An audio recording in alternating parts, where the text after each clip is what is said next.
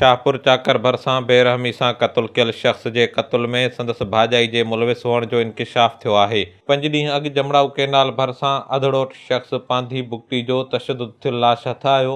इतला ते पुलिस पहुची लाश पंहिंजे तहवील में वठी इस्पताल मुंतक़िल कयो ऐं क़ानूनी कार्रवाई खां पोइ मरह वारसनि हवाले कयो वियो। मक़तूल पांधी बुक्टी जे भाउ बानो बुक्टी शाहपुरचाकर थाणे ते पहुची दाहींदे चयो आहे त संदसि भाउ खे भाॼाई आयशा बुक्टी ऐं संदसि चाहींदड़ मेवो मरी कुहाड़नि जा वार करे बेरहमी सां क़त्ल कयो आहे। जंहिंखां पोइ पुलिस मसमात आयशा बुक्टी ऐं जवाबदार मेवो मरी ख़िलाफ़ क़त्ल जो केस दाख़िल करे वरितो।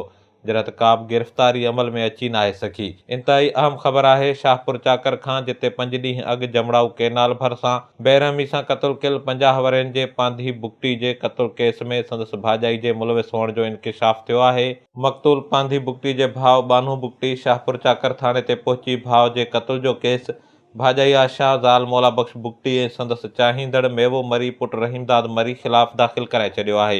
जरत केस दाख़िल थियण बावजूद का बि गिरफ़्तारी अमल में अची नाहे सघी। यादि रहे 5 ॾींहं अॻु जमड़ाऊ केनाल भरिसां 50 वरनि जे पांधी बुक्टी जो गलो कपिल लाश हथायो हो।